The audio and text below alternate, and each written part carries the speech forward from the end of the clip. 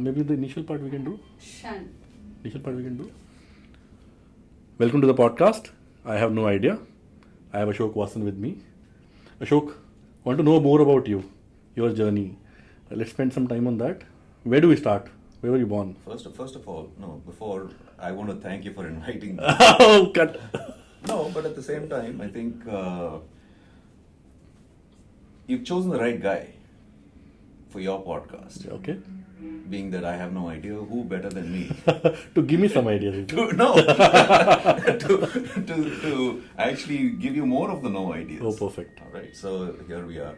Yeah, no, but since you referred it, the name, how it came, I was talking to one of my colleagues that, hey, I'm starting a podcast. And the question he asked me was, Ganesh, you know him, Ganesh Iyer. He asked me, hey, what's the name of the podcast? I said, I have no idea. He said, that's a great name. I said, thank you. And there we are. Fantastic. Super. Yeah, Happy to be here and happy to be the flag bearer of the podcast of I Have No Idea. Perfect. I hope there are more people like me who have limited ideas, and then they're here to listen to our story, Ashok. And I'm here to tell you about the extraordinary life of an ordinary guy. Let's start, Ashok. Where were you born? Tell me the initial story. And take your time. We don't have any time limit. The idea is not to do information in a crunch fashion in 10 seconds. We have enough time to cover everything we want to cover. Yeah, I was born in this lovely city that we're in. Okay. Chennai. It used to be called Madras back then. And, was born in my grandparents' house and grew up for the first few years in it's suburban, what is now suburban Chennai. And so I was here for about 5.5 years before I moved out of Chennai. Why did you move? My parents were in Delhi, and so it was time to go to school, and finally they said it's time. Why? So you don't mind me asking, why were they in Delhi? So both my parents were working, and they wanted me to be looked after, and so my grandmother, my mother's side, along with my aunts, raised me for the first 5 years. Wow. So, and it was a pretty rustic environment. We had lots of trees, fruit trees, vegetables growing there, milk from cows, the usual sort of typical upbringing. So it was a lot of fun. Is there? I'm interesting. You're saying it's a lot of fun, but a lot of kids initially who are, at least the men I've met, who are staying away from their parents initially because of parents are working, have some bit of bitterness about their parent. Hey, you think your job was more important than me. Initial part of formative years, sorry to say, but the parents were not around for most parts, right? Yeah. Is there a sense of disappointment there? No, actually, there was no shortage of care and affection. Okay. So I never felt that I was deprived of any kind of maternal or parental love. Interesting. So all my aunts were younger than my mom and unmarried, so they showered all their affection on me. So I got pampered quite well. I was the firstborn child in that amongst them. So I got well looked after. What were they doing in Delhi? What was their job? Or were you a well-off family when you were born, or middle class? No, typical middle class. Okay. I think, which is why both my mom and dad, were working, and my dad lost his father pretty early, so he had to look after his family, which is his siblings and his mother. Okay. And then my mom joined him, and between the two of them, my mom was working for a bank, and my dad in the private sector, Last and Double to be specific. So they were also settling down because they were newly married and stuff. So they were settling down. But was it, sorry to interrupt, was it actually middle class? Because a lot of people who are actually upper middle class would like to call themselves middle class. Because when you're saying, hey, in the, I'm assuming 70s, 80s, that's the time frame we're talking, 70s we're talking about? So, yeah, no, I think it was typical, right? So L&T job in that time frame would be I'll say a top 0.1% of the country in some sense, right? Probably, but they were young. Okay. In the sense that they were starting their career in their late 20s. Fair. So, and it's not like those days there was a whole lot of, a job was, having a job was a luxury. Correct. And they didn't come from, my grandparents on my father's side was in the postal service, my mother was in the My grandparents on my mother's side was in the railways, Okay. and so it was all fairly you know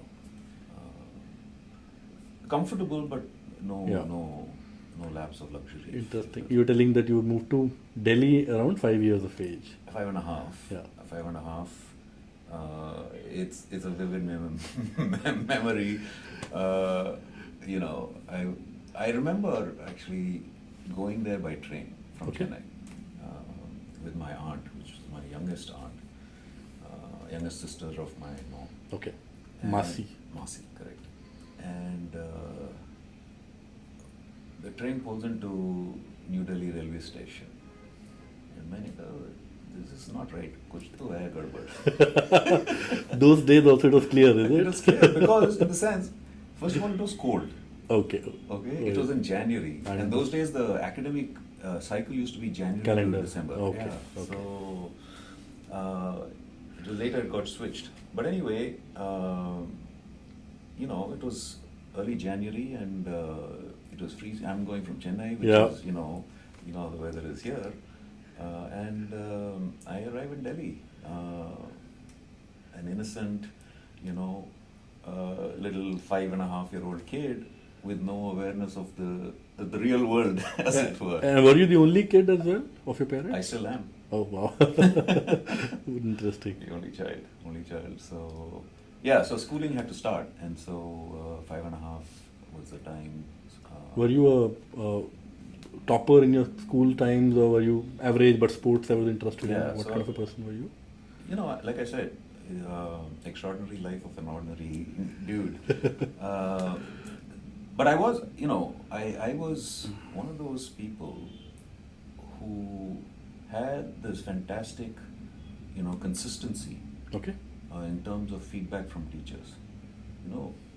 The boy has a lot of potential. But yet to transform. Just needs to put in more effort.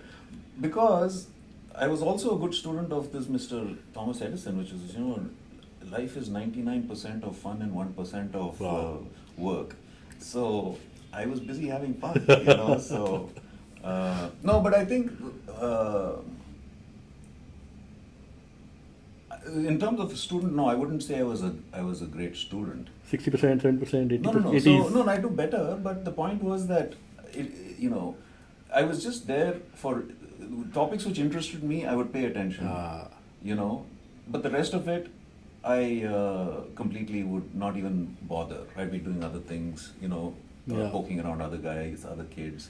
And through the course of school, then you get carried away by more on the extracurricular side, non-curricular side, Ah. and stuff. So, but I chalk it down to just generally being a kid and having a more broader exposure around multiple things, and it just came naturally to me. It's not like I knew that I Yeah. had to, but I did a bunch of different things over the course of Interesting. the school years. And being a single child yourself now, right, all your life, and I'm grappling that with myself as well, that I have one kid now, and should we have one more, the most common logic which is given to me is, hey, the one kid you have will have a better growing up life if they have a companion along. We'll play with each other, support each other, so on and so forth.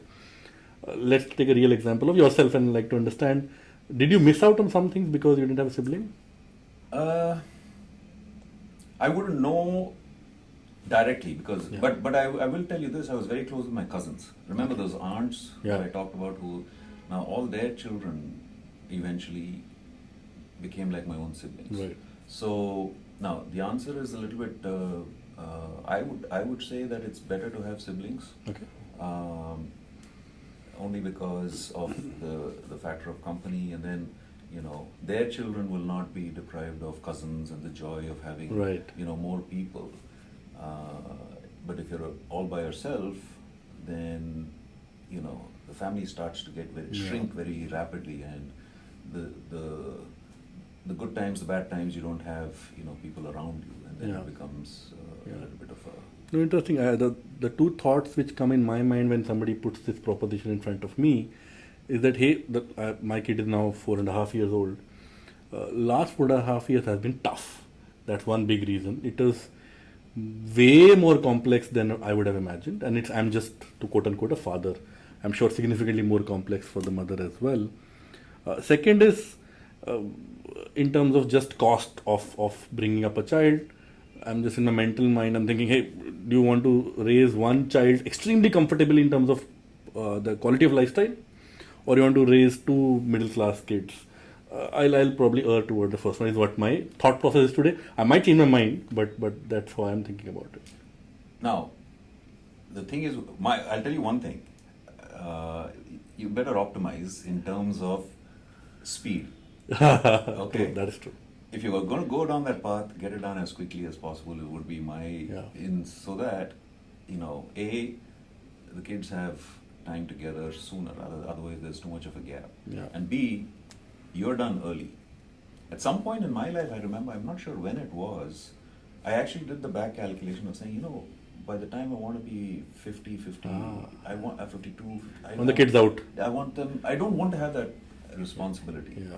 And it's not that everything was within my control, but it was there in the back of my mind that I didn't want to be 60 years old and still having to worry about those aspects. Were you, I want to come back to your schooling life, were you, let's say, made fun of, or I don't know what the right word is there, but being a Tamilian in Delhi, kind of a city 30-40 years back, would not have been easy, I'm assuming? I have trauma. Okay. I've touched a nerve, is it? I'll tell you what, it shapes you. Okay. I remember day one. So now let's cut That's back. what I tell you, it shapes you. I don't know if that's a great. I think it's good. No, it shapes you because I'll tell you why. And I try and bring this up with my kids. My kid is doing exact opposite, by the way. That's why I'm asking. Correct. Right? Yeah. So it's super important. I think it's character defining. Because you're so impressionable. So just let's extend it, right? I arrived at New Delhi railway station. Right. It's cold, and I go home, which is my parents were there to receive us at the station. We go home where, like any good South Indian family that lands in New Delhi railway station, okay. Go to Karol Bagh. Nice. Okay, which is where we were. Ajkal we call it Carroll Gardens. Oh, nice. For the more polished people, it's Carroll Gardens. So, pretty soon I had to go to school, and it was a Catholic school. Okay. And so, very strict, very disciplined, uniform, etc. You've got to be properly groomed. So again, good South Indian boy. With my parents put nice, coconut oil in my hair. Still coconut oil. Coconut oil. It has to be coconut oil. And I'm wearing a green blazer and, nice. Grey worsted trousers, and I go off, black shoes, polished and all that. So I go to school and now you can see my complexion. I'm, I've been out in the sun for a bit, obviously. So I go there and I'm seeing all these kids, okay? They're all like white, okay? Relatively. Well, to me, yeah, relative to me. And they are speaking in a strange, making a sound which is alien to me, right? Later I was to learn this is what people call Hindi. Okay. So now I had studied again in Chennai through KG and all that. I had studied in another Catholic school, so I knew English. Sure. And being in a Tamil family, so I knew Tamil. Didn't know a word of Hindi. Wow. And now it hit me. And the school was big, gray, red buildings, massive fields, okay, cold January morning with, a little bit of fog and mist. And I'm feeling like completely lost. Yeah. Alien sounds, etc. And so from that point on, and really it was very strange. It took me a good 3-4 weeks. I was constantly crying. So you were studying Hindi, or rather learning Hindi in school? Because I'm assuming at home nobody spoke Hindi as well. And in school you are joining at 6 years of age. I'm assuming first or second standard. First standard. So all the kids who are in your class already know Hindi because of their home background, correct, whatever else, right? So nobody's teaching you Ka Kha Go from start, I'm assuming. Then it was, but they're all speaking Hindi already. They're all speaking Hindi. Then how do you pick it up? I don't know, but I will tell you. So now, first of all, this whole idea of how do you cope in a situation like this, right? And so, there is a little bit of alienation. So, except amongst everybody, so there's, one kid comes, okay, who to this day is a friend of mine. Okay, that kid, again, he just took me under his wing, and another five-year-old saying, "Acha, you're new, come." He's taking me on a tour around. Oh, nice. Whereas the other kids, after a few months of having gotten acclimatized and starting to talk, I started to see, little groups doing various things in the morning. So I saw one day that these kids are playing marbles. Okay. Okay. First time I got, a real taste of, the Punjabi hustler. Okay. So this one kid, he's playing marbles, and I said, okay, this is a great way to. I go back home. I tell my parents I want to buy marbles. Kanche, bilkul, with, and I wanted the regular kanche and I wanted chabutra. Because the white one. Just go chabutra kehte hain. Nice. Okay, so we go there, and rookie mistake. I bought all this only to belong, to become part of this. Whereas these guys were pros at the age of 6. Yeah. Okay, 5.5, 6. They're all pros. Okay, and this guy, he is like the ringmaster. Okay, I kid you not, Harideep. Within 5 minutes, all my kanchas are gone because he had, whatever game, I was lost. So Bad day in the casino. Okay, and so then I was like even more depressed, and so these kinds of things, you sort of learn. But the reason it is important is you learn a heck of a lot in terms of how to cope in all kinds of sort of situations, right? Yeah. So adaptability becomes a massive strength. No, you know why I initially said that's one of the reasons? Because a similar rationale used to be given for ragging in colleges also. Okay, hey, you become an adult, you hit the low, and then you become an adult in the future life, right? And ragging was justified by some of these rationale, which now obviously courts have ruled, and then I'm assuming most colleges don't have severe ragging now. Now, this similar logic is now being, like, I'm extrapolating what you said, okay, hey, is bullying okay in school? It's in that territory for sure, but it makes you tough, it makes you grow up and mentally and so on and so forth. Where do you see this? Because other school of thought would say that, hey, in the Western world, where all of this is looked at in a very hard fashion, bullying and ragging, whatever else, kids have become too soft. They are getting offended by every small damn thing. What's your thought there? Yeah, no, I think there's numerous things, right? I think, so I've been called names. You get called names because of your skin color and all those kinds of things. And all that happened during school.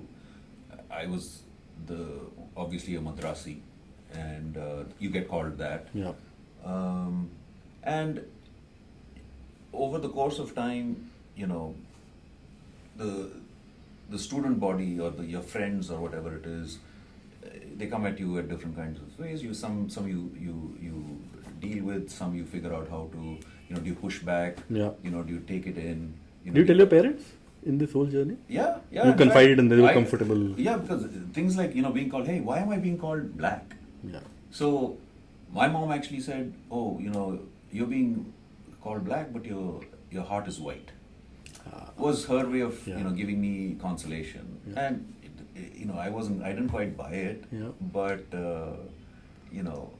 but yeah, so, as a family, we sort of try to address it in a fashion which I was not. So after having gone through this yourself, if you have to give advice to a kid or their parent, that if their kid is having a cross-cultural early in their age experience and they are getting picked upon, how do the parent or the child act to be able to obviously have a journey for the kid in terms of learning, but make sure it doesn't impact them so much mentally that they become insecure or they become introvert, whatever else in that time frame? Yeah, no, I think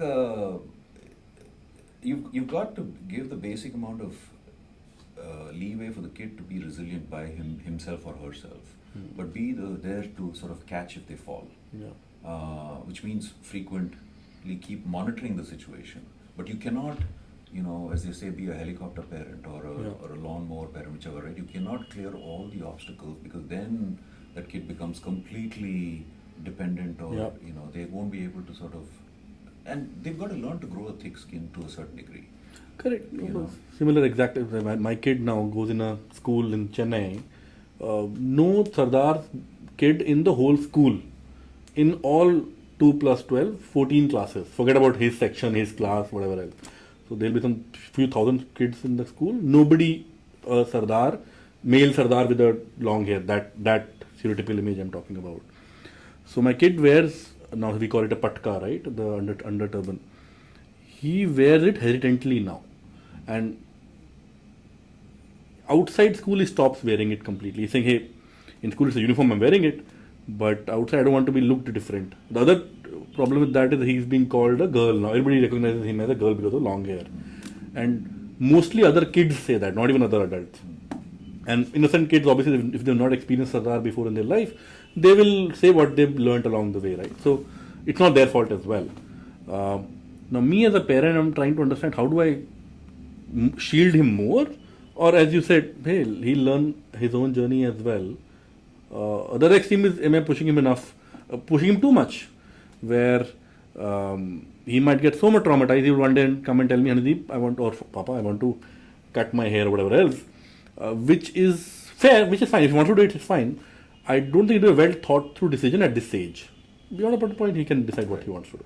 No, I agree. I think, which is why I was saying, you can't be intervening at every step. But as a parent, there will come a point where you will have to, and whether it's this issue or something else,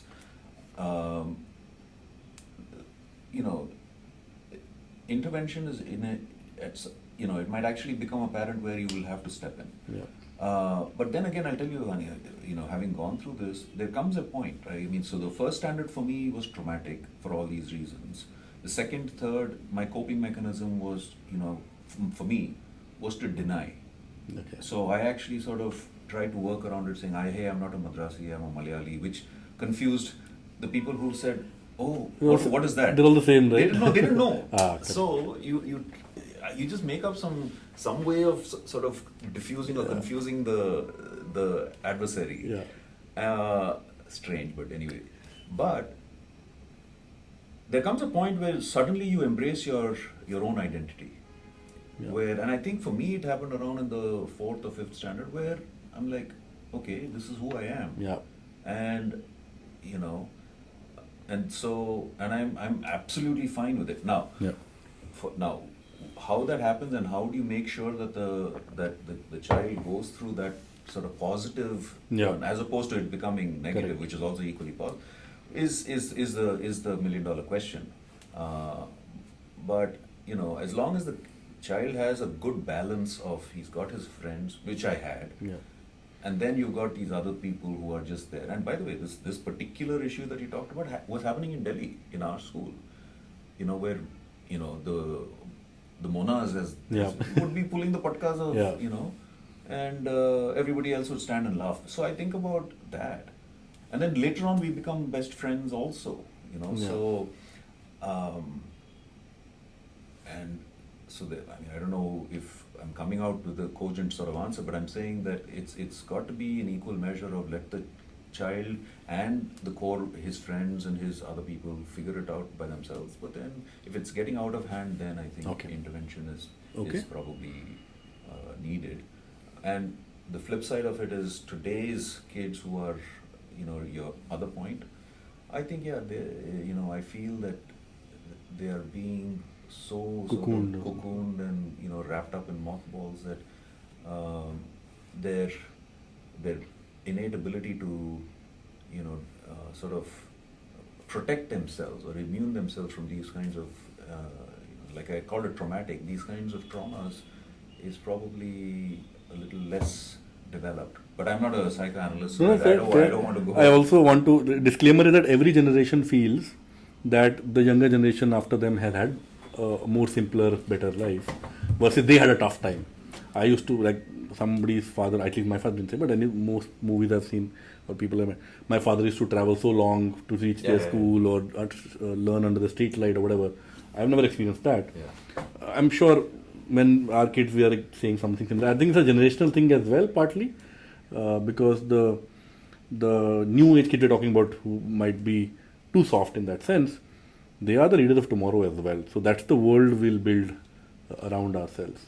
True. I think as long as I think there's a combination of mental toughness and physical discomfort. Yeah.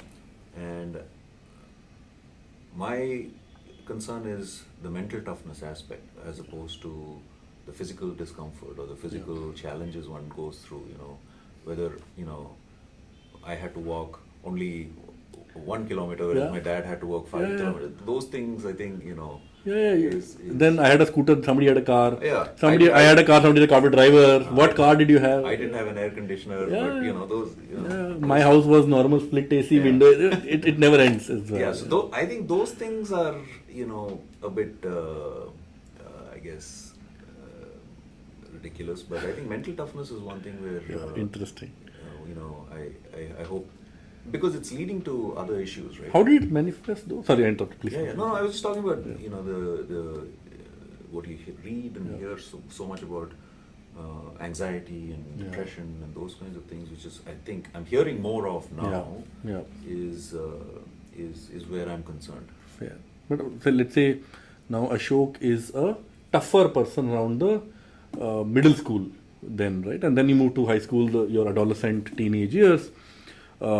Tell me about that. I'm assuming you would have picked a science or a commerce or that kind of a stream, and then your friend circle, extracurrics. What kind of a teenager or early adult Ashok was? Oh, it was wild. Less wild than today? Definitely less. No, more wild than today for sure. Okay. It depends what you call wild. But no, I think let's just say that. And the part of the reason why I say wild was because the expectation versus what I was living is where the wildness came from. If I can maybe add one more thing. If I am thinking of a Tamilian child in 70s, 80s, maybe he'll learn a classical instrument also, Correct. A bit of singing, very religious, very simple, down to earth. Those are the thoughts which come to my mind immediately when I think of that. Versus Had I been, going to IIT. Yeah. So none of that happened. And so I went down a completely different, path. And, I had a whole bunch of friends that, we didn't do anything wrong, by the way, just to be very clear. But we didn't do much of what was defined as right either. Tell me more. No, so give me, maybe you can't tell everything. Maybe an example which will not put us in too much trouble as well, but will give us a gist of what was happening. Well, I mean, we do some crazy stuff. I mean, there were some tough times during the 84 riots, for instance. The whole city was in curfew. Yeah. And, we're the crazy guys who, we had planned on a party. Oh, wow. Before the incident took place. And we said, look, the party must go on. And so we're going out in the middle of a curfew where there is all kinds of crazy stuff happening. We're just focused on We mean the friend circle me you had. and my buddies, and we're convincing all the people, and especially we had to have, no party is complete without girls, and we were from an all-boys school, so we had worked very hard to organize this. So even one, cancellation was, so we're doing door-to-door campaigning in the middle of a curfew in the night in Delhi during the riots, which is, I look back on that and I'm like, if my kids were to do that today, I would. Who knows they're not doing it today? I hope not. But yeah, no, I think, the stuff we did in school, a bunch of us got suspended, Give an example. You're teasing me a lot. You tell me something. I don't think it would be right, because there's a lot of parties now, including the school establishment. So now let's just leave it at that. But the point was that we had a lot of fun at the expense of our teachers. At the expense of the people who brought us up, who, by the way, I have immense respect for. Right. And they did a fantastic job. But at that time, we thought this was the way one has to be. Okay. And contrary to what the school authorities thought or what parents thought, we defined our own sort of playbook. which when I look back, I'm like, hey, those were the best years of my life. So, this is okay. Yeah. So Had I hit the books, had I gone and learned Yeah. an instrument, I do wish I had learned an instrument. Though. Okay. That is one thing which I feel, was a mistake. You were taking some classes recently. I'm was it so vocal? Vocal lessons. Yeah. But, Okay. that's another story altogether. Okay. But So this kid who is now fun-loving has known to stand up for himself as well. Uh, After that, were you aspirational in terms of education, higher education, or I want to earn a lot of money, business versus job? You said your parents were both in job, not in business. I'm not sure your family was business or not. Not You at can all. talk- Not at all. All people in service. All service people. But tell me about that. Where did you study? What did you study? How did that journey happen? You're talking school or college? Yeah. No, so the motivation was, I had. I take that back. One of my aunts was running her own business. Okay. And by the way, in Chennai, so I used to keep coming every summer back to Chennai. My grandmom was here, my granddad was here. So I spent a lot of time in Chennai through, vacations and stuff. So I'm very, ended up spending almost a lot of my time in Chennai as much as I was in Delhi. But the little bit of business exposure was only listening to my aunt and my uncle in their business, and I'd occasionally go to their shop and sit around there. And it seemed a little bit like, a fun sort of environment to be in. But even then, I didn't want to be in business. I thought, I like to sit, call it an internship, but, once in a while they'll make me sit at the cash register and, give change back. So counting money and give. So I said, accounting seems to be like a fun thing. So I wanted to be a chartered accountant. But my dad in my +2 convinced me that, hey, we're in this whole I don't want to call it conservative as much as keep your options open kind of mindset always. Which is, do science and then, you can become it. And not secretly, he actually wanted me to be an engineer. I did not want to be an engineer. So I thought I'd go into an accountancy. That's really what I wanted. So you picked science in the +1. I took science in my +2. Okay. And after we graduated, I actually wanted to do BCom. Where did you do the graduation? What graduation did you do? Yeah, so we'll get there. Yeah. So I didn't get into SRCC in Delhi. And my ego got hurt. And I was one day just lazing around, early morning it was. And my dad had just come back from a business trip to Bombay. Okay. And he said, hey, Last Night Pro is sponsoring 2 kids of their employees for engineering. Because they would you be interested? I was half asleep, honeybee. Okay, don't ask me what drove this, response. And I did not want to be an engineer. This is sponsoring 2 kids for engineering. Okay. I said, I'm interested. Future workforce they were building essentially. They were building a future workforce, and they were not sponsoring accounting students. They wanted engineers, and it was just a knee-jerk sort of. I had admission here in Loyola, by the way. Okay, which I did not in BCom. In BCom. Okay. I did not take it. Okay, and it was just one, strange moment of whatever it was that I ended up, signing up to go to Manipal, which is where I did my mechanical engineering. How did you get to know from Delhi to Manipal? Was it a big college then as well? I'm assuming option would be limited then. No, so number of engineering. So L&T was only going to. No, L&T had an arrangement. Tie up with them. Understood. So they said we'll send 2 students. So you didn't have to go through the admission test and qualification and all that? No. I mean, you still had to submit your marks card, and there was a cutoff. There was no entrance exam. There was no entrance exam. Okay. Correct. How was Manipal? I did take the entrance exam, the IIT joint, without studying. I said, because my dad wanted me. What rank was that? What rank? If I had gotten any rank, I would have gone to IIT. They didn't bother give a rank itself, is it? They did not bother to, and I did not bother to ask. Yeah. No, my story is similar about IIT JEE, same answer. Didn't give a rank. Yeah. How was 4 years in Manipal outside of your home? Fabulous. I mean, the first semester I felt out of place because I was, now my mind was all in Delhi. So I went from being Yeah. completely hating Delhi in my first year to now. It's in a small town, right? I Manipur want- is in a small town. It's heaven, Honeydeep. It's on a little hill, Nice. Udupi, Wow. beaches nearby. When it rains, it's just, western, the southwest monsoon, Green. it's just lush. Yeah. I mean, it's just fabulous.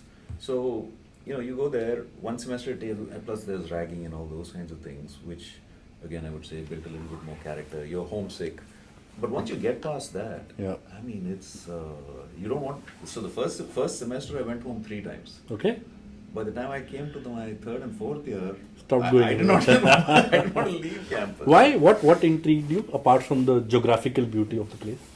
No, it's just the students. If very cosmopolitan. Okay. So you had people from all parts of the country. What kept you busy in those 4 years?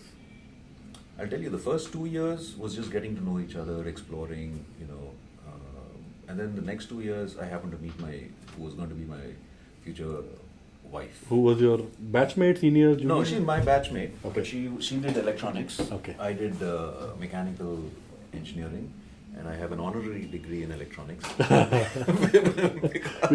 She taught you, you taught her.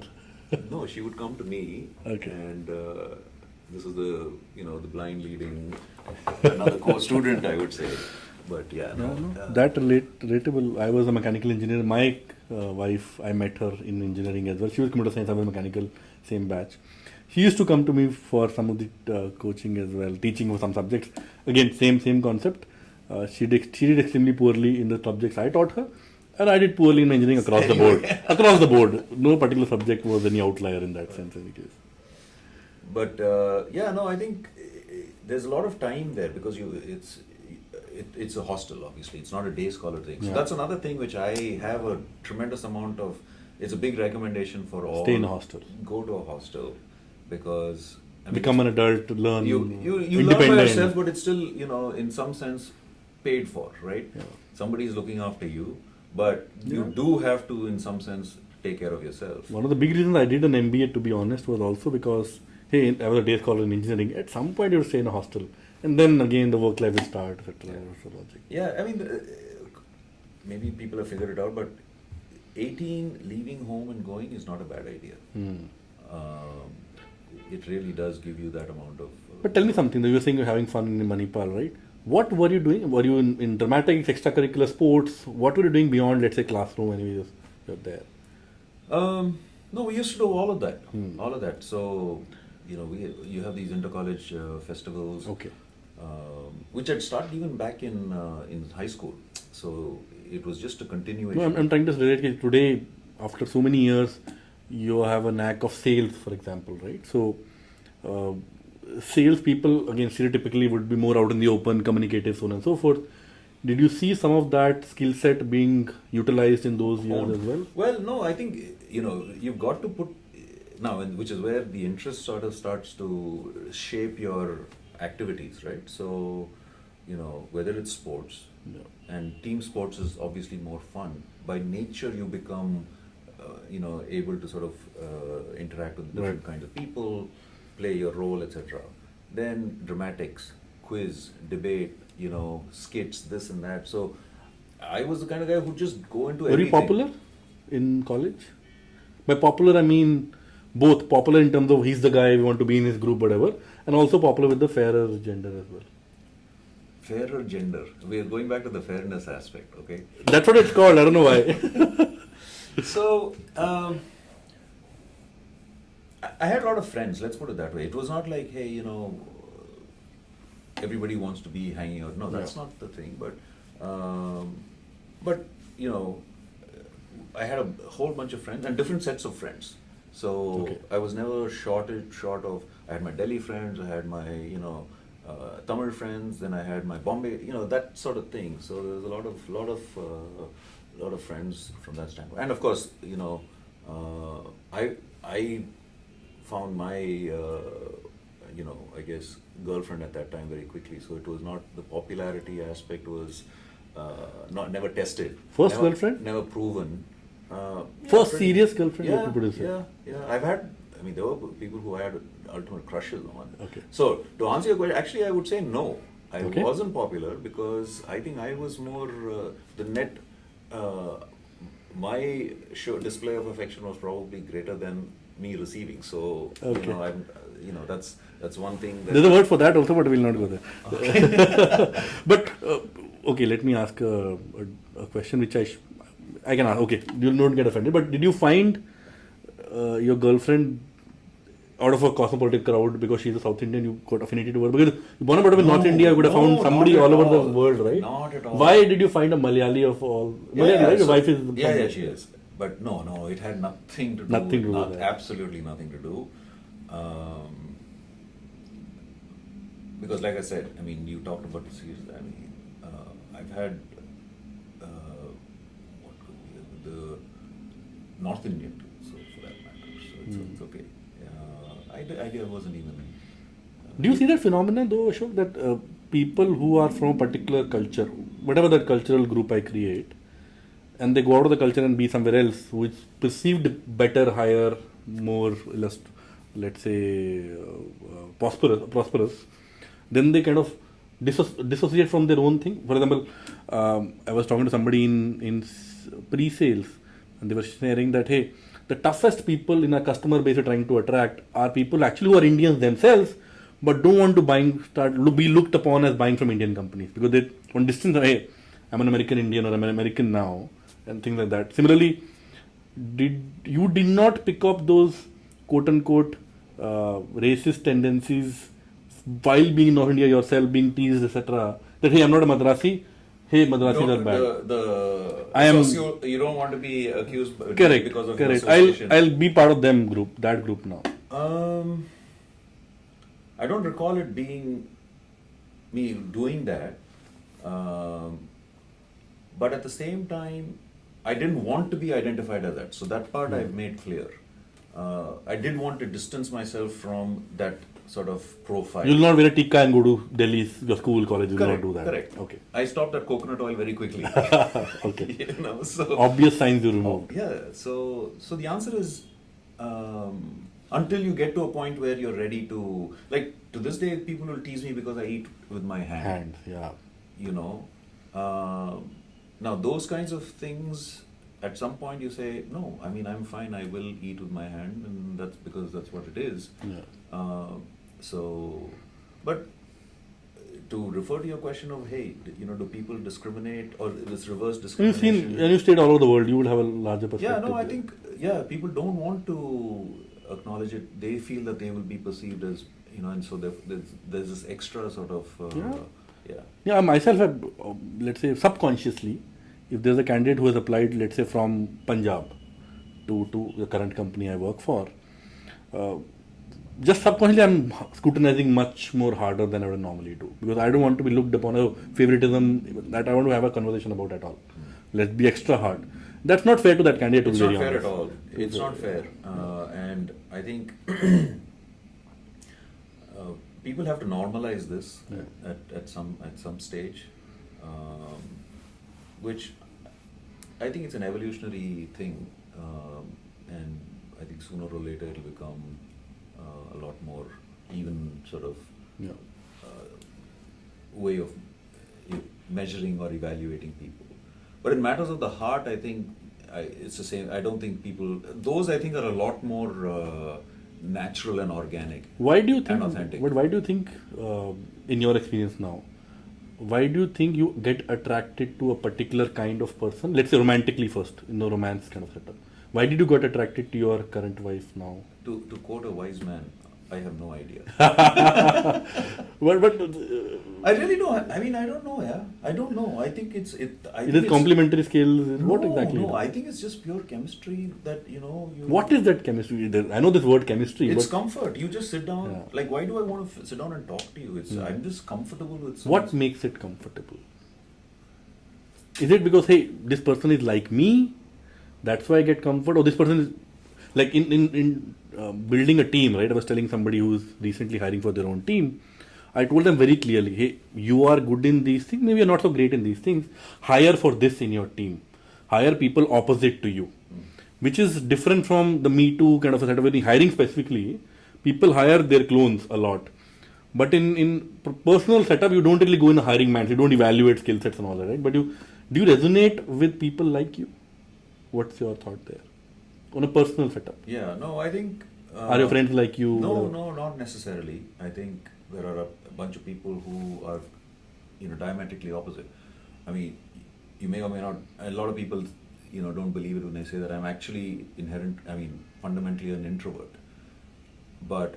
And therefore, I feel very sort of drawn to guys who are the center of attraction, the life of a party. Okay.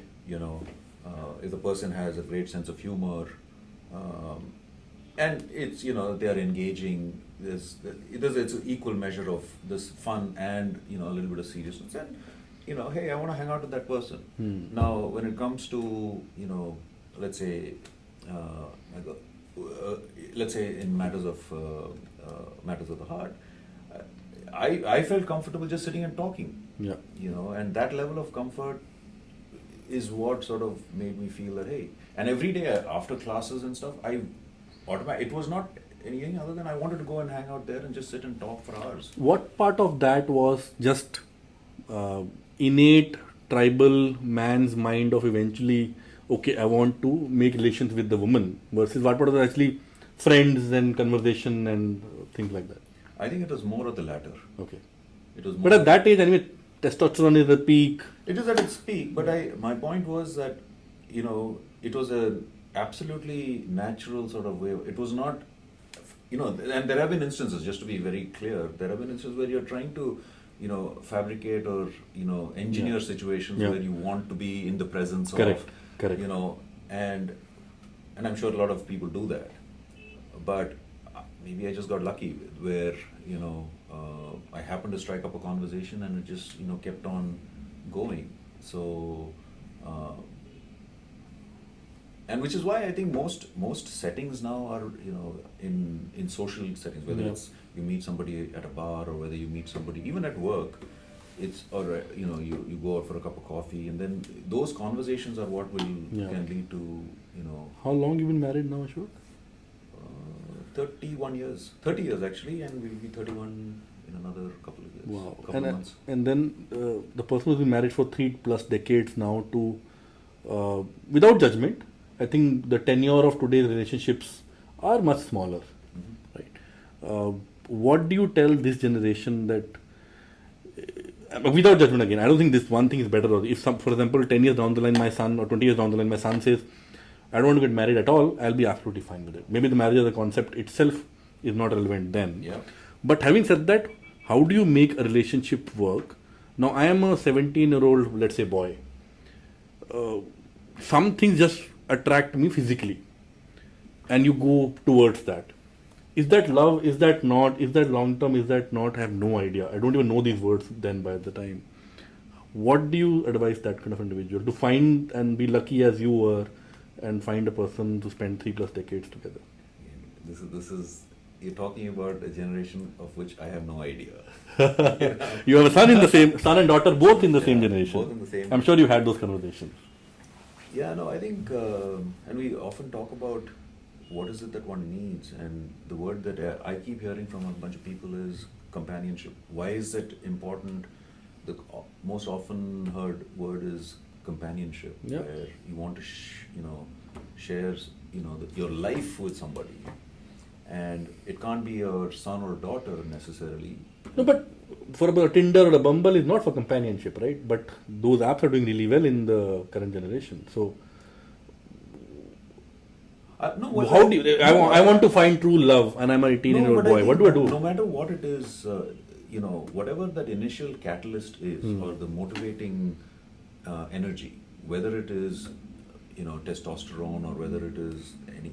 This is again, I'm no psychoanalyst, so same here. Just having conversation. My view of this is, it is all towards that ultimate goal of finding a companion, somebody who you want to share. I think we are wired genetically to share something. It's not, we are not, here to live by ourselves. Why do you say that? Let me color that question. Again, I have no idea. So I have not read histories too much, but from whatever I've heard, right, or seen in other podcasts as well, again, a biased view, maybe slightly extreme as well. Men subconsciously, from early days, Stone Age days onwards, are polygamous in nature, and they curtail that polygamous nature to become, let's say, one woman man.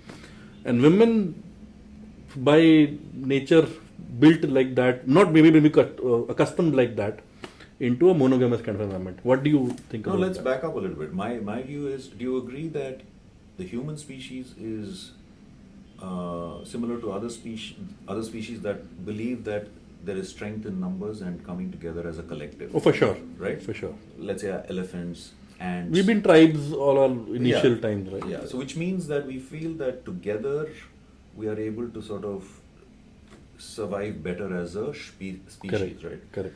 Now, within that, there are some orders that get set. Okay, you take just an example of migrating sort of birds. Geese, for Yeah. instance, there is a pattern in which they fly, and there is that order that is established. So, same way within the human species, the order that has been set is one of, whether we are genetically wired to be. But that's more polygamous. recent, no? The monogamous No, part I'm is more saying- recent, I'm assuming. Fair enough, but all I'm saying is, whether it's a social order or whether it is the social order might supersede the genetic code, but it maintains some level of decorum within the so-called tribe, and that really, is it. So, if we know we are agreeing that being a collective is the way to go. Yeah. Now, within the collective, to maintain some amount of order and decorum, it's better to have a monogamous sort of set of relationship at one given time. Where it's starting to sort of maybe fray in this day and age is the socio-economic construct has Yeah. changed, and so the rules by which the previous relationships or family constructs were maintained had now started to Fair, be shaken. fair. I'm also assuming maybe in early times when hunter-gatherers was the concept, most hunters, I'm assuming, would be men, and they'll go out and many men would get killed, I'm assuming, in this process as well. And when they bring the whatever they hunted back, then there's a family kind of cooks it for them and everybody else. So you might have to, anyways, to sustain the tribe, quote unquote, marry a lot more people. I'm assuming that could be the again. But yeah, so let's take a real example, right? Let's say somebody you really care for. I mean, I don't want to say your daughter or your son, but somebody you really care for today, to find the love of their life or their companion, as you said, wants to meet, let's say, people every few months, and that's very common nowadays in India also now, I'm assuming, right? So, and that would mean meeting physically, meeting emotionally, spending time together, living in a bunch of other things, right? What is your view on these things now? Is it the way of the life now and we kind of live it, or is hey, this is wrong and right very clearly defined? No, I think my view is be clear about what you're seeking and what's going to give you, the long-term, I guess, answer to what it is that you're seeking. It's not about, whether you're living in or not living in, but the question really is, if it is towards, finding the right person and you're approaching the relationship with that outlook, then you're set. It doesn't matter about, hey, I'm getting to meet you only once a week, or, oh, you're in a long distance, you work in Bombay, I'm working in Delhi, we're not able.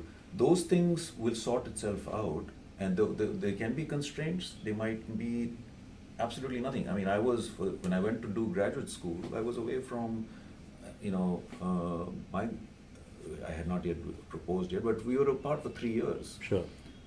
It was the ultimate long distance relationship where, we didn't have email back then. So forget about. What was it? Letters? WhatsApp. Written letters? Written letters. Wow. Absolutely. A few weeks to come to India or something like that? 10 days, 8 to 10 days. Wow. So, but yet the relationship survived.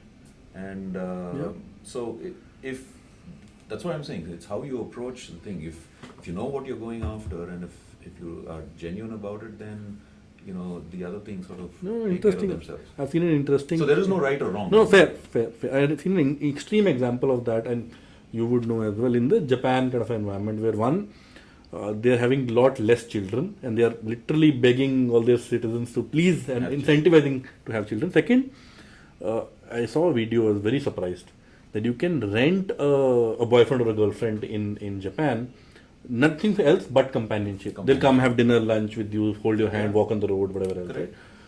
That means there's something horribly wrong in the way we designed this society. Yeah, right? no, I think we the part of it is the rules. Again, we go back when those rules that were defining the so-called social order or the construct become inapplicable or not applicable to the changing times. Yeah. Then these are the fallout. I do also think that the part which is very concerning, for me anyway, is that it's become a serious cost issue.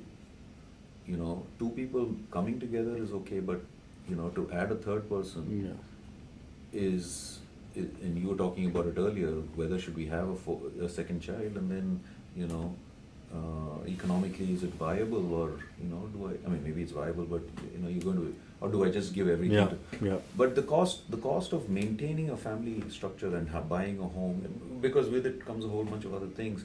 Those things, I think today's economic environment is a little bit challenging, and so it's putting a lot of doubts and concerns in the youngsters of today. Correct. To say, hey, what does the future look like? Yeah. No, indeed. Should I get married?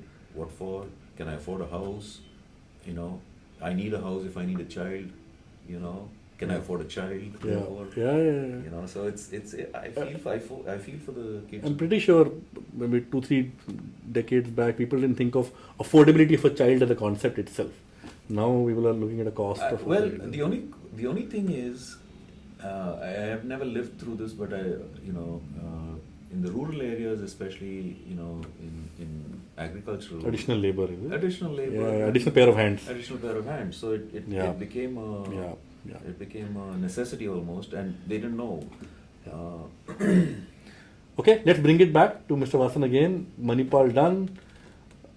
Did you do postgrad? Did you work before postgrad? Where all did you work? A quick summary there. No, I look, my carefree attitude went all through till my end of my second year. I still say it till today also, but any case. Okay. No, I mean to the point of saying, it was only in the third year that I actually got serious, that I realized, hey, listen, I'm now up against some serious competition in this thing called life, because I'm now in this engineering stream, and I was not in IIT. In those days, if you're not in IIT, you're not going to necessarily be getting a campus interview or whatever, right? So, and now here's a thought for you. I was being the only child. I was able to. My parents were able to get me to go abroad for my. Paid for by them for or graduate studies. Yes. Okay, partly.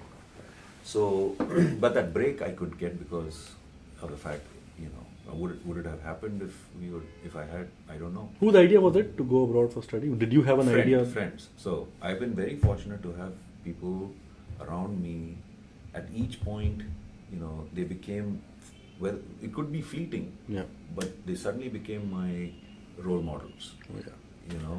And you got, I will say that if there's one thing I want to take credit, I'm able to sort of, for that moment, figure out who's the one I need to be listening to or following.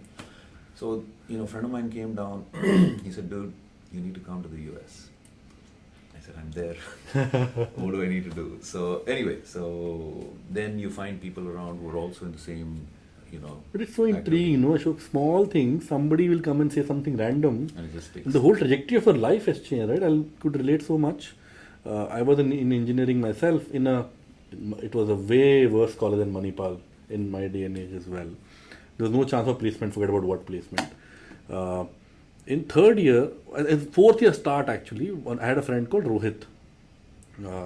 He told me, Hanidhi, I'm going to Chandigarh this weekend. I said, why? What happened? Why are you going to Chandigarh? I was studying in Patiala then in engineering. He said, I've started this MBA coaching for CAT. Like, what is CAT? I have no idea. Then he told me, he gave me some prospectus and I read it. I told my parents, hey, next week also, I'm going to Chandigarh with my friend. He took me in a bus, in his some public transport bus. We went to Chandigarh, went to his coaching center.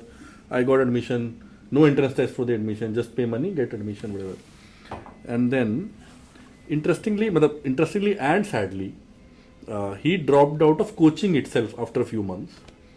And to a large extent, I would say some part talent, but to a large extent, the opportunity itself of me sitting next to you today in day and age, after having a decent amount of career in jobs, etc., is largely because of that small decision I took. And I did an MBA in Accelerate, and then various job opportunities So came. he He dropped from the coaching itself, and you then went off. and not only he actually influenced a bunch of other people. So 5-6 people because of him got into coaching, and 2-3 of them got decent outcomes as well.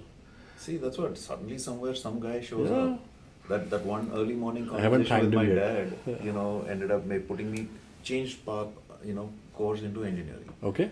Then that one friend showing up and saying, you need to come. Okay, that put me on. Did you work in between? No. No, I Directly. did not work. I went straight away. Where do you go? How do you go? So I went to the US. Okay. I went to Wisconsin, Madison.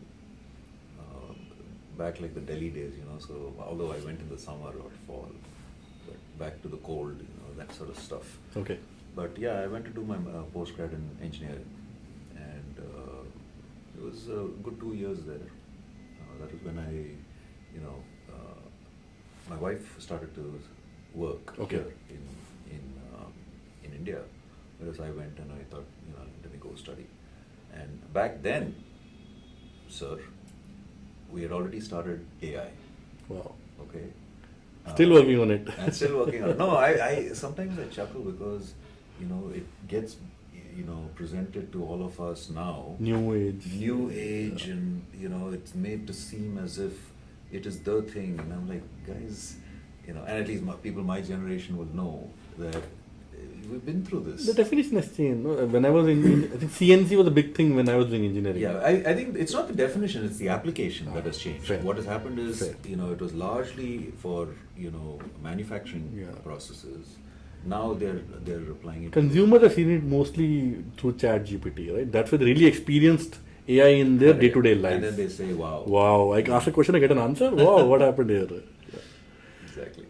How was US? Did US change you? Many times I've seen people who go, and you've done it a few times now, right? Who go to Chennai to US. Delhi, Delhi to Manipal, then to US, right? Who go to the embassy and come back with an accent. That and when you go outside your country, their personality develops in a very different fashion. They become. I think that's what somebody told me about you. That hey, Ashok has a very good boardroom presence, and I had no idea what that meant. Does that mean there is a bass in the voice, or the way you stand? What exactly is this? I still can't quantify it. I'll ask you to quantify it as well. But how did your personality get developed in for that? that I need to actually go to a boardroom. You have the presence for it. Well, I'll have to take your word or somebody's word for it. I think, but I must say that it's true that a lot of these, when I landed in the States, I see all these people who landed with me, right, my batch, and everybody's taken an apartment or Yeah. room or whatever, and I don't know what it is. They've gone from India, suddenly, they need toilet paper. They stop drinking water, they need to drink Coke or orange juice. Water. They can't eat with their hand anymore. I'm like, dude. Where is this coming from? What do you think? I have no idea. This could be back to your other point of you wanted to sort of. But even that's where I have a hypothesis that this is coming from our colonial mindset. That people with fairer skin are better, wealthier, good looking, whatever else. We were made to feel for most part of our life or generation, not our generation, but obviously our much elder generations, bad about being themselves. You are Indians and dogs are all those things. I think impacted psychology so badly that I think it's taking generations to come out of it. I personally have I think now, I guess after 75 years of whatever. It's fairly young. No, but I think generationally, Yeah. we were never under the British. I have not seen so this word of colonial mindset is often thrown around. But it's manifested. Look at our cricket team as well. the way a Kapil Dev used to captain versus the way Ganguly used to captain, the way Virat Kohli is captaining, right? It's not only that they are different time frames. Whatever we are saying about generally India's stature in the world, or more Indians outside in the world, or our sports or other things outside in views, right? It's correlating. India's stature in the world is correlating to everything else we are doing. We are standing up to a bunch of let's say, what's it called? Australians call it something, right? Sledging, right? That was not common earlier, right? Yeah, no, I think it wasn't. But I'll give you a slightly different perspective, which is more personal, right? When you go to any country, you want to assimilate. Yeah. Now it's the same thing. Like when I went to Delhi, I was as much out of my sort of this thing. So I'm learning Hindi. I'm trying to assimilate. I'm buying kanchas and chabutras, and I'm trying to assimilate. Yeah. I think that's the inherent. You want to belong. So it's not a colonial mindset necessarily. I mean, having moved from the US to, let's say, Japan, you suddenly see a different, people bow, the respect that they give you. You do want to assimilate, and I think that's the broader thing. But my point is, okay, fine, you have to assimilate, you should assimilate, and you should take. But at some point, there are things where, if eating with your hand and eating curd rice with your hand is so tasty, why spoil it? By it's sort of. I'm sure there's a whole bunch of my own friends who tease me about me eating with my hand are going to say, dude, stop it. I used to tease a lot of my friends, colleagues that they eat with the hand, by the way, as well. Honest admission. My brother married somebody, and then their culture was eating with hand, and my brother started eating with his hand. And then when I used to visit them, why am I my brother? But my brother is in Chennai today, and we were talking about it. That I used to make fun of them. Hey, what is this? Right? I used to look down upon, make fun, whatever. And they came for dinner 2 days back, and I had the biryani with hand. They're like, Hanideep, you changed. You used to make fun of. I was like, hey, I'll tell you my experience, right? So I told you, right? I used to come back. So when I'm in Delhi with my North Indian friends, and I'm eating. I'd come to the point now where I'm comfortable in my skin, they're home, and I'm eating with my hand, and they'll make fun of me, and I don't care, right? These are my buddies, they'll say, yaar, chhod, yaar, stop it, yaar, kya kar raha hai, all this stuff, okay? I've given you a spoon to kha, but so chup rahe. Is one side. Then I will come to Chennai, okay? Now, I'd be here, and my grandmom would make, let's say she makes puri, or whatever. Now I'm eating it. Now, if I lick my fingertips, she's like, Nada, Punjabi matri. You're eating like a Punjabi. Wow. So, I used to get it from both sides. But, it's, I think you as much as you can absorb, you absorb, and, just... But I think there are certain things which you shouldn't give up just because you're aping some practices where it may not necessarily make sense is a little strange. Apart from maybe eating some of the practices which are actually bad. For example, if eating unhealthy is the practice, don't eat unhealthy or whatever. Okay, so obviously Ashok, you had and continue to have a long successful career. I think it will take many hours to us to cover that in detail. I'll anyways put your LinkedIn profile in the description of this video as well. I want you to talk about things you've learned over the last couple of decades now. You've been working, which are really universal in nature. It is not about a job, a geography, a position. It's about few things which you universally, okay, this made sense. I did it. It has catapulted me to different trajectories in my professional life. It will be really helpful for people to know and emulate. And maybe you can give examples of that in terms of actual actions as well. Yeah. Now that requires a little bit of thought because, I think the one thing which definitely helped me at all stages, some, not planned, not by design, but some definitely by design, is the quality of education that you get is super important. Why? A lot of you in that college dropout being cool world. Why is that those important? those are the exceptions, not the rule. Okay. Those are the ones that we know. It's the confirmation bias speaking. I mean, Okay. a vast Yeah. number of people who, Yeah. yeah, but Confirmation bias and what is it called? That I forget the name of the bias again. If there are 100 startups, 99 will fail, one will succeed. Survivor bias. You'll hear about the one and say, oh, startups are a really good thing to do. 99 who died, nobody talks about that. You don't know that. A lot of college dropouts maybe are struggling to live life. Correct. We'll not talk about it. So, but no, but I think it opens up your awareness to a lot more things beyond just what is taught. But also, I think, the people that you are working, because by definition, these are places where some of the best people have come. Yeah. And so your peer group motivates you. So, this friend who told me to go to the US happened to be a friend who was in Columbus, in my school. Is a place which has, produced some of the best minds. And so, so you are constantly sort of propelled by your peer group, without even sort of it being an intended sort of activity. So one is, make sure that I think the quality of education is as good as it can get. Okay. And I think the second thing is, I've often thought about it, because there's this notion of, the rolling stone gathers no moss.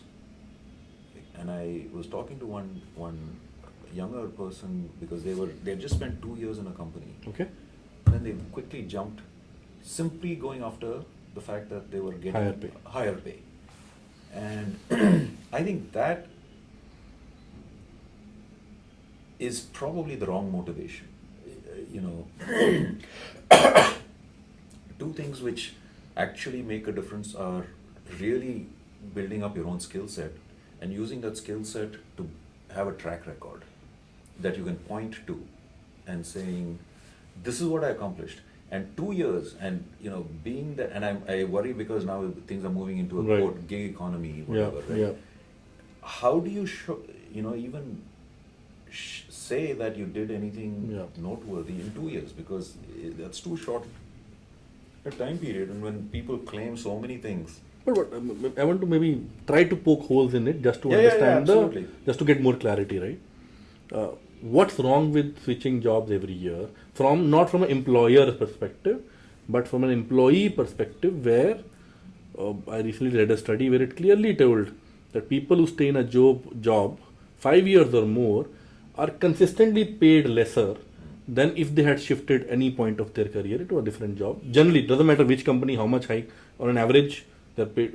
Companies have not learnt yet to reward their true long-lasting employees. They still unintentionally hire people from the market who are higher comp, or when they leave, somebody resigned, I want to pay more money. Or somebody you're valued more when you're not there, or you're coming from. Exactly. So from an employee, why would I not do it? No. So I don't have any problem with people who want to leave after 4 to 5 years. Right? There you have a body of work. Why do you want a body of work? What's the intention of working? That's going to the core question, right? Are you working to build a track record, or are you working to build a lot of corpus so that you can enjoy your life with that corpus? I think that corpus itself will reach some sort of ceiling very quickly, I feel. Okay. In a sense that, and I've seen enough examples also where, you're jumping, and then all of a sudden, in 5 years, you've come to a point where all of a sudden you've maxed out. Yeah. And you've hit that ceiling where people are now, you can't take the next jump. Yeah. Neither are you now willing to take a step down. Then you're stuck. And you're stuck. Yeah. But set that aside for a minute. If you want to build a meaningful career, then you better do something like, you built a house and you say you want to add, right? Have you put in the work for it or not? Is really the question. And for that, you better stick around, okay, so quality of education and I'm saying, career stint should be long enough. Well, that's a little, I'm just saying, okay, maybe simplistically. build a track record. Understood. And develop a skill set. and build a skill set and then demonstrate it by actually using it. And that's what will reflect is the other thing. I think the one thing which in my experience I've sort of done the small role in a big company. Okay. Mid-sized role in an even larger company. The so-called big fish in a small pond, which ultimate one is where I did my own startup. That's the one which I'm, the diversity has given me a lot of, it's been enjoyable, but I'm not 100% convinced as to, let's say you join a big, large firm. Do you just go down that path, or do you sort of...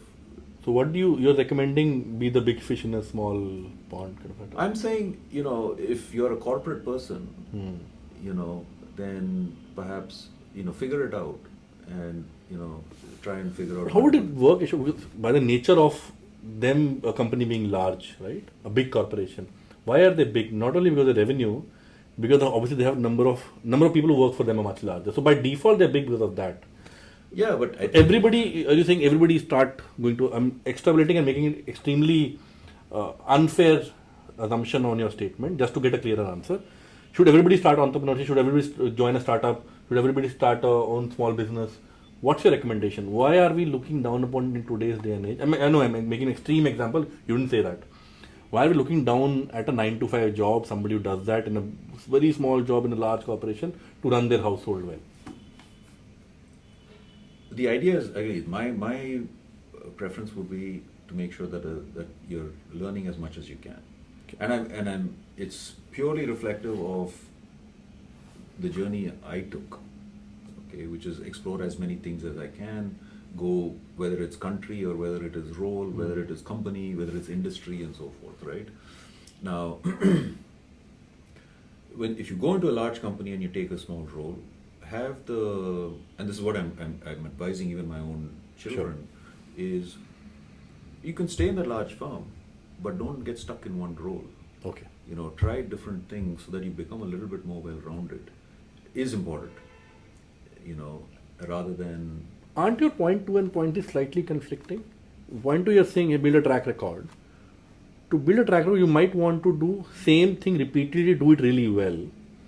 But on the other hand, you're saying have diversity in your experience, be hopefully within the company, but if the company does not give you diversity within your company, then you might want to look for other companies, opportunities, right? True. Which is conflicting. Maybe a balance is what it is. I think,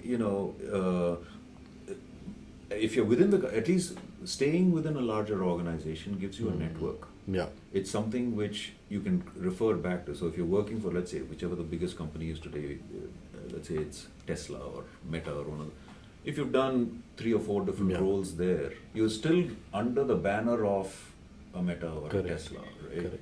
Whereas if you jumped from one small company to another, different, there, how much have those organizations actually entrusted you with? Yeah. For you to have made any reasonable impact, and then you jumped again. Yes, you said I did this, but the true motivation of that would have been only monetary, right? Fair. Is sort of what I was trying to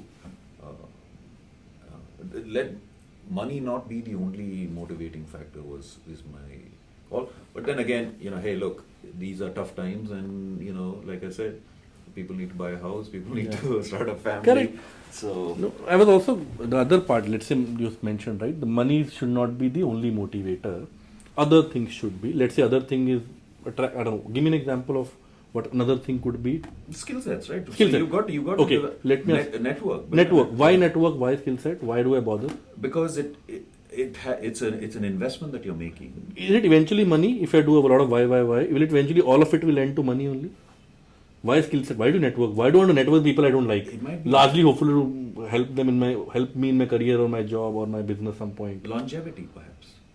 Why longevity? Again, is it all coming to money at the bottom line, or what's your view? Or am I being too myopic about this? No, I think the connection to money in a basest kind of form is what I'm trying to sort of distinguish between, if you know what I mean. It's not, I'm not saying, one is being an ultimate mercenary, right? I don't care whom I'm fighting for. I'll wear armor and I'll go fight for anybody is one thing. I'll fight a war here, I'll fight a war there. But if you join an army for one country, then the purpose, the motivation, right, again, quote, the longevity. Now, is it for money that you are doing it, or is it driven by a whole bunch of different, right. Now, ultimately, it's putting food on the table, yes. Right. But, it's probably about, you built an ecosystem, you built a network of friends and colleagues. Right. You've learned something, you give back something. It becomes a lot more collaborative and, more a sense of community. And then, of course, money. Okay. What's the relationship been with money generally as well? Because from whatever you've told me, by the time you graduated, since your parents were able to send you to US, I'm assuming you were in the well-to-do kind of a setup by that time. And then you started working on your own as well. And there's a typecasted view of that individual's relationship with money.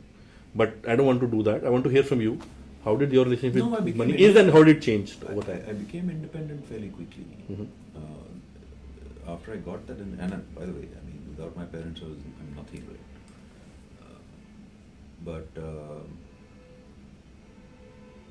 My relationship with money is, I don't give it as much importance as I see other people giving it. Has it evolved though, or you're saying this is consistent across my life? I think it's been consistent throughout my life. Whether it was seeking a higher salary or people being fixated, which is what it is a little discordant when people come to me and say, I'm going because I'm getting 10%, 15%, 20%, whatever. Right? Yeah. Like, okay, really, is that the only motivation? How, because I'm not that way, right? By the same token, when it comes time for, I've never sort of really pushed the point on, I need to get paid more, throughout. So is that a good thing? Maybe that's a bad thing. Maybe we'll take advantage of you. I think you can get taken advantage of. I think so. I think you need to be a little bit more aware and make sure that you're valued. Yeah. So, but forget that. But that's the one aspect of it. The other aspect of it is, how do you actually use it, and do you use it wisely? I think you do a fantastic job of, no, seriously, and maybe you're just a person who's just wired to be that way. It's not motivated by any just commercial motivation. Or maybe it is. I don't know. I don't know, but but I think I haven't been wired that way. Got it. So, by the way, we're having a free-flowing conversation. At any point, we've not set a time agenda for this chat as well. At any point, we feel call it short, yeah. There's no director calling it cut as well. What I want to talk about next, Ashok, is you've talked about longevity in your career. You spoke about money. You talk about people leaving a company because of money, etc. as well.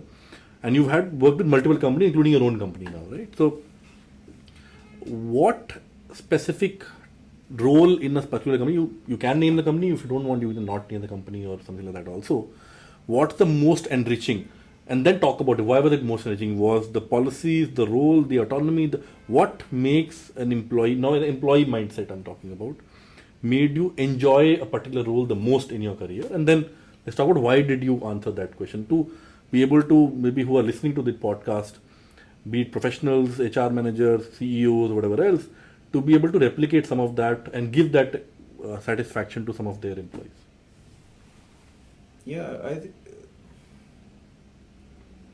people often say, find a purpose, and which is why people come up with this vision, mission statement, right? And then they come up with values, company values and so forth, right? I actually think it's very important. If you can give purpose to an employee as to why what he or she is doing is important to them and the job that they're doing, there's nothing better than that. No, great. Where in your career? Yeah, so exactly. Um, I got that in one job where I thought it became defining of my own personality, Okay. and it became what is I'd like to call professional DNA. So you have your personal DNA which you inherit from Yeah. parents and your friends and relatives. And then there's this professional DNA which is basically your values that get defined. Okay, whether it's integrity, whether it is you know the the way you want to conduct yourself as a manager or as a Right. worker, your work ethic, you know, the commitment to excellence, Right. customer centricity, any of those things that you want to talk about. Yeah. Take care of your customers, everything else gets taken care of. They will take care of you. Give them value, it'll come back in spades. All those kinds of things got defined for me very clearly. And the job that I was doing was to make sure that software was getting implemented properly for my Okay. customers. Okay. And the mission was we've got to deliver value, which is what I then, it became so entrenched in me that, when I came over here at Tupando, I tried to bring that. And I was trying to do it everywhere thereafter, right? But the point is, defining that purpose of whatever it is that you're doing. If you might be working in a restaurant, and if you're cooking up something, the idea is not to sell 10 of those plates of dishes, but it is to make sure that the guy who's eating it says, wow. How do you disseminate that? See, kudos to that company, right? Employee, I'm assuming many years later in a podcast talking about that experience. What did that company do? And I'm assuming it's a big company. It is not that It was a mid-sized company. mid-sized company. Yeah. How many people? 300 people. 300 people, right? So it was not that founder is meeting all 300 people every day or CEO is meeting every day. What did that company do to be able to make that mission vision reach you in such a passionate fashion that you related with it and eventually worked? It started at the CEO level. Okay. And it was a simple one-line statement. And everybody next in line bought into that. And everybody believed in it. Why did they believe in it? Because can you scratch that a bit? What exactly? Were they talking about it every day? Or you can say, since the CEO was emulating it every day, it was relatable in some sense. No, yeah, so the question answers, Acha, you're doing this. What is the value of this? How is the customer going to benefit? Is it because why is it really because you want to do it, or are you solving their problem? Yeah. Okay. And before you go talk, if the CEO is visiting the customer and you're briefing him, he had no interest in you telling him how great your work is. Okay. His only thing was, okay, what is the problem that the customer wanted it that you're solving? Have you been able to do that? Got it. But that it was, and you cannot make this stuff. Yeah, up, no, right? fair. You got to intrinsically believe in it, and then once that happens, the rest of the people can, will walk that, because they start to see that this is coming from a place of, Got it. So genuineness. if I were to distill that, it will say, one, set a clear mission or a vision, which one is really interesting to you as a leader of the organization, and then exhibit that every day. Again, it should come naturally. That's the real. If it's a wall painted with some value written on, let's say, customer centricity, but you don't really believe in it, then you can not act for too long. You will not, yeah. Yeah, as well. Interesting. No, that's a great answer, Ashok. Last couple of things, right? One, if you look back at your life now, what brought you the most joy? And you can talk about 2-3 things. Need not be one singular aspect. I think 2 or 3 things. I would say one is I'm naturally fun-seeking, so I didn't let anything come in my way, and so just go out and be yourself is something which I would encourage. I would continue to want to do it. I think we put too much. We shackle ourselves too much of our own constraints. We take ourselves too seriously, is it? We take ourselves too seriously. Yeah. Managers, leaders, everybody, family, parents, everybody takes themselves so damn seriously, as though, whatever they do is going to, Yeah. change the world. Interesting. No, it's not. Just have fun. If I can interject, right? My wife was working. She works very late in the night because of US timing, etc. And it was my son's graduation, whatever the LKG graduation means in that term, was there yesterday evening. And then she said, I can't come. I have a customer call, something to attend. I don't know how professional I sounded, but I told her, hey, two things I told her. One, you were on, during maternity for example, you were on leave for about 12 months. That company had no issues running without you. They didn't even notice you were not there. Right? And second, both of us largely work because of this one individually brought in this world. It should be worth more than whatever else you're doing. So cut your calendar, I'll cut my calendar, let's go. And she did. Maybe in that time frame, we were taking our jobs, our role in that job, whatever that role is called, all that in English. Far too seriously, right? Yeah. No, everybody is indispensable. In a company setup especially, everybody is indispensable. Or dispensable. I'm so sorry. Dispensable, yeah. Absolutely right, yeah. Yeah, so I think that's one aspect, right? And then the other, I think the diversity of experiences I've managed, and some of it just happened, and I was, divine guidance, call it what you will. I followed that path, and it's been, just being around different parts of the world. I think it just opens you up to a point of, appreciating, being able to then appreciate a lot more. I'll give you a simple example. Right. My simple move from Chennai to Delhi at that age of 5.5, 6, today gives me the ability, guess which song I've been binging on over the last 2-3 days. 2-3 days, is it? Don't that Kachi Sera, no, not that one. No. I don't know. It is Born to Shine by Diljit Dosanjh. Dosanjh. Kya baat hai. But my point is, tomorrow it could be some, Yeah. Kuttu song in Chennai. You should listen to this Kachi Sera song as well. Why? I have no idea. This is like a South Indian song I've heard recently. Very catchy.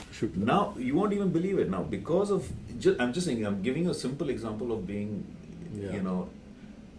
ambi-geographic, whatever that, you know what I mean, right? I can, Chamkila. Oh, wow. Okay, I've started listening to my point is, these things give you the awareness and the ability to really appreciate a whole lot more. Yeah. Humor, right? I can listen to, jokes in English, appreciate Tamil jokes. The more you go out and, assimilate, experience, it just gives you, explore, travel, absorb. I think that's I've been fortunate, I think, from that standpoint. It's given me joy. And the third thing is people. I just had some amazing, again, blessed, touch wood, that, people have come into my life that have given me tremendous amount of joy, Interesting answer, Ashok. And I'm actually quite surprised as well. In the past, where either I've heard people answering this question or wherever I have asked this question, common answers have been when I got married, my childbirth, and things like that. Relationship-driven, people-centric answers leading to joy as a feeling, right?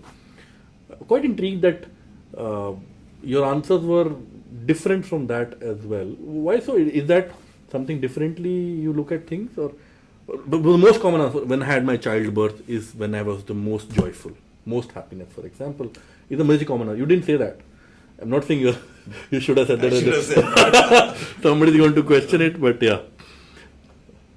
No, but I mean, it's not a point in time thing, no. Okay. I think it's a feeling that over the course of time, you have all kinds of emotions. So, but what has given you in a sustained manner?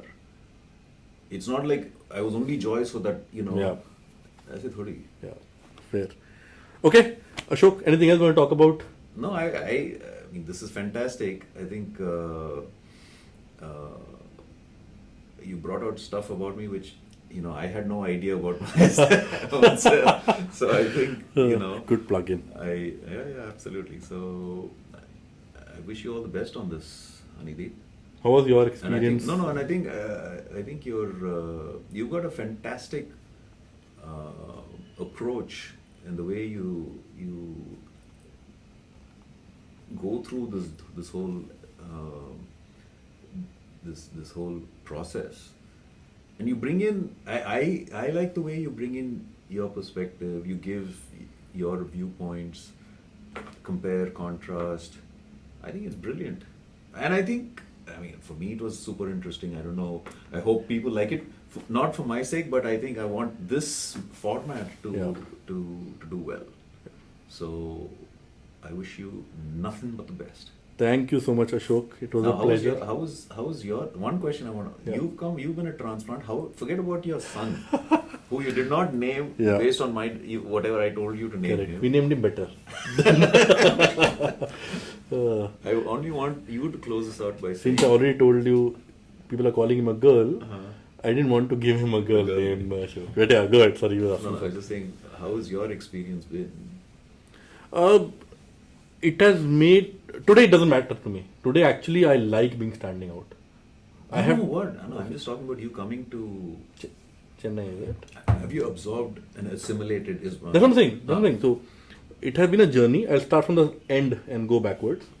Today I actually have made this quote unquote weakness a strength. I enjoy being standing out. I enjoy being looked as an outsider. I don't want to assimilate. I don't want to be one among the many. And that has come over time. Today I have to go in a gathering and I'm the only Sardar there. And I get attention because of that. I am very happy. A lot of people do a lot of things to get attention. For whatever reason, I'm getting it free. Right? But it's been a journey where and that not recent though, in my late teenagers, early working years, I used to question that, hey, why are we doing it, right? Why do I wear a turban? I can cut my hair and look like everybody else, right? And my parents, or anybody I spoke to, never had a good answer. I am myself not very religious, personally also, nor my family now. My family, me, my wife and kid now. Not very religious ourselves. Never had a good reason of doing what I do or looking the way I look. But that my parents think it is a good thing to do. I don't want to disappoint them. And that's the only thing which is continuing. But I hope my kid does that, has that journey as well, where from insecurity to being afraid to being underconfident to reach a stage where you own it. Right? To that simple as I was making the logo for this podcast, I made a turban, put a turban there also, right? Hey, it's my identity, right? Yeah. You were a little generous with the beard though. It's tight right now. But yeah, that's been the journey, Ashok. Very good. Thank you so much, Ashok. Pleasure having you on the show. Thanks a lot. Fantastic. All the best. Thank you. Take care.